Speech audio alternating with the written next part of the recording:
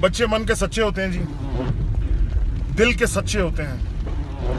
یہ وہ فیصلہ تھا جس نے اس قوم کے ہر ایک فرد، بچے میں ایک امید کی کرن جگائی تھی. اس نے یہ امید جگائی تھی اس فیصلے کے انتظار نے کہ اس ملک میں حقیقی معنوں میں تبدیلی آئے گی، حقیقی معنوں میں احتساب شروع ہوگا. جس طریقے سے پروسیڈنگز کو چلایا گیا، جو ریمارکس جج صاحبان نے دیے، جو آبزرویشنز، جو انہوں نے ثبوت پیش کیے بوگس، ان کا جھوٹ سب کے سامنے کھل کے آ گیا.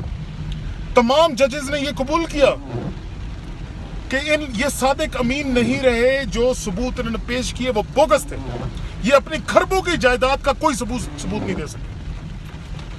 میں مانتا ہوں کہ یہ وہ فیصلہ، آخر میں فیصلہ وہ نہیں آیا جو یہ پوری قوم امید لگا کے بیٹھی تھی. لیکن میں اپنے انصافین بھائیوں اور پوری قوم کو بھی یہ امید دینا چاہتا ہوں کہ بھائیوں، ان کا جو بےعزتی پروگرام ہے وہ پھر شروع ہو گیا ہے.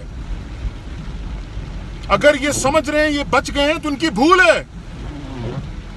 یہ اپنی نادانی میں سمجھ نہیں پائے کہ اصل میں فیصلہ ہے کیا. اگلے 2 مہینے صبح دوپہر شام دوبارہ ان کی کٹ لگنے والی ہے اور یہ مزید ایکسپوز ہوں گے. ہمارے لیڈر عمران خان نے آج تک امید نہیں کھوئی، ہم کیسے کھو سکتے؟ تو اس وجہ سے میں نے، ان بچوں نے، اس قوم نے اپنی امید کو قائم رکھنا ہے. ہم اپنی منزل کے قریب ہیں اور انشاءاللہ یہ منزل پا کر چھوڑیں گے. اس لیے پاکستان زندہ باد، عمران خان زندہ باد، تحریک انصاف زندہ